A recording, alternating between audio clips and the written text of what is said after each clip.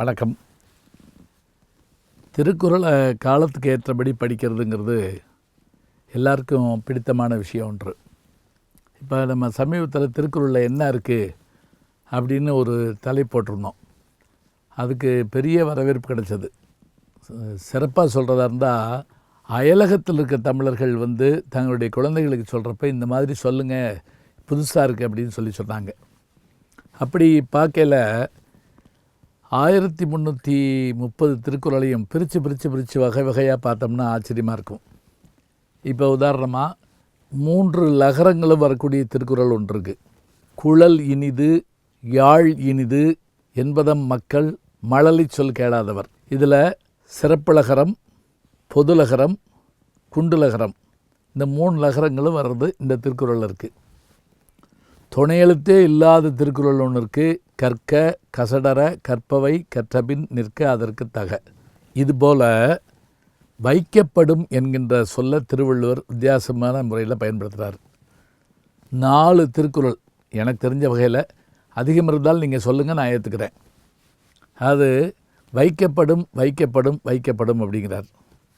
எப்படி அப்படின்னா, இப்போ இந்த உலகத்தில் மிகச்சிறப்பாக வாழ்ந்து புகழும் பெருமையும் உடையவனாக மற்றவருக்கு நன்மை செய்து மனிதனாக வாழ்வானேயானால் அவனை உலகத்தார் எப்படி வணங்குவார்கள் என்றால் தெய்வமாக போற்றி வணங்குவார்களாம்.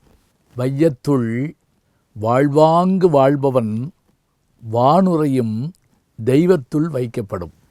ஒரு வைக்கப்படும் வந்துருச்சா? அதாவது மனிதர்களில் மனிதன் என்பவன் தெய்வமாகலாம், வாரி வாரி வழங்கும்போது வள்ளலாகலாம்.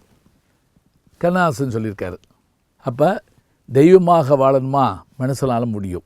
சரி, இறை அப்படின்னு ஒரு வார்த்தை சொல்லுவார் திருவள்ளுவர். நம்ம கடவுளுங்கிற ஒரு வார்த்தையை பயன்படுத்துகிறோம். ஆனால் திருவள்ளுவர் திருக்குறளில் கடவுளுங்கிற வார்த்தையை பயன்படுத்தலை. தெய்வம் என்றும் இறை என்றும் பயன்படுத்துகிறார். முறை செய்து காப்பாற்றும் மன்னவன் மக்கட்கு இறை என்று வைக்கப்படும். முறை செய்து காப்பாற்றும் மன்னவன்னா யார்? இன்னான் இனியான், உயர்ந்தவன் ஒடுக்கப்பட்டவன், உறவினன் அல்லாதவன் என்றெல்லாம் பாராது எவனொருவன் நீதி பரிபாலனம் செய்து நன்முறையில் ஆட்சி செய்கிறானோ அவனை இறைவன் என்று மக்கள் போற்றி வணங்குவார்களாம். முறை செய்து காப்பாற்றும் மன்னவன் மக்கட்கு இறை என்று வைக்கப்படும். கண்ணாசன் பாட்டோட பார்க்கலாம். பிள்ளைக்கு தந்தை ஒருவன், நம் எல்லோருக்கும் தந்தை இறைவன். நீ ஒருவனை நம்பி வந்தாயா அல்லது இறைவனை நம்பி வந்தாயான்னு கேட்பார். சரி, 2 வைக்கப்படும் பார்த்தாச்சு. ஒன்று தெய்வம், இன்னொன்று இறை. அடுத்து தான் திருவள்ளுவர் பிரமாதமாக கோவப்படுறாரு. எப்படி அப்படின்னா, சில பேர் உயிரோடு இருந்தாலும் அவன் செத்ததுக்கு தான் சமானமாக, அவனை யாரும் ஒத்துக்கிற மாட்டாங்களாம். எப்படி அப்படின்னா, ஒத்ததறிவான் உயிர் வாழ்வான் மற்றையான் செத்தாருள் வைக்கப்படும். அப்படிதான் என்ன அர்த்தம்? எல்லோரும் ஏற்றுக்கொள்ளக்கூடிய, எல்லோரும் ஒருங்கிணைந்து போற்றுகின்ற ஒரு விஷயத்தை ஒத்துக்கொள்ளாமல், ஒப்புரவு இல்லாமல் ஒதுங்கி சென்று மறுத்து கொண்டிருப்பவனை, அவன் கிடக்கிறாங்க, அவன் இருக்கான்னு சொல்லக்கூடாது, அவன் இறந்தவன் என்று வைத்து கொள்ளலாம்.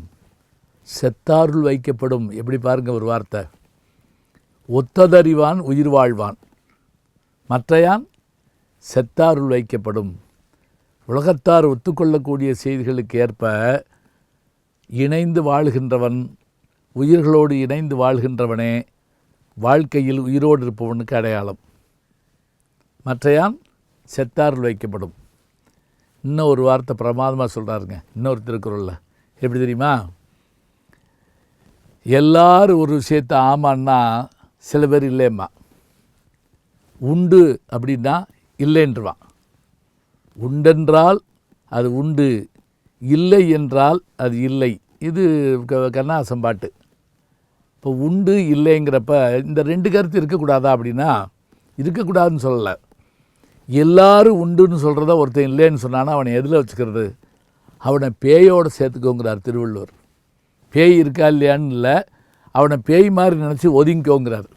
உலகத்தார் உண்டென்பது இல்லென்பான் வையத்து அலகையால் வைக்கப்படும். அலகைன்னா பேயின்னு அர்த்தங்க. எவ்வளோ அழகாக பாருங்க. அப்போ நாம் எல்லோரும் மனிதர்களாகத்தான் வாழ்கிறோம், குழந்தையாகத்தான் பிறக்கிறோம், மனிதனாகத்தான் மறைகிறோம். ஆனால் நாம் செத்தவராக கருதப்பட வேண்டுமா, பேயாக கருதப்பட வேண்டுமா, இறை என்று போற்றப்பட வேண்டுமா, தெய்வம் என்று வணங்கப்பட வேண்டுமா என்பதெல்லாம் யாருடைய கையில் இருக்கிறது என்றால் நம்முடைய கையில் தான் இருக்கிறது. திருவள்ளுவர் திருக்குறளில் வைக்கப்படும் என்கின்ற அந்த சொல்லை பயன்படுத்தி 4 வகையாக சொல்லுகிறார் என்று சொன்னால் இவற்றை படித்து பாருங்கள். திருக்குறளில் அநேக புதுமைகள் உண்டு. அதை நீங்கள் படித்து அறிந்து கொள்ள வேண்டும். நல்ல செய்திகளை நாளும் சிந்திப்போம். நாளை சந்திப்போம். வணக்கம். அன்புக்குரிய யூடியூப் நேயர்களே, நீங்கள் இன்னும் என்னை நெருக்கமாக பின்தொடர வேண்டும் என்று சொன்னால் ட்விட்டர், இன்ஸ்டாகிராம், ஃபேஸ்புக் போன்ற சமூக வலைதளங்களில் பின்தொடர்ந்து வாருங்கள். நாம் முன்தொடர்ந்து செல்வோம்.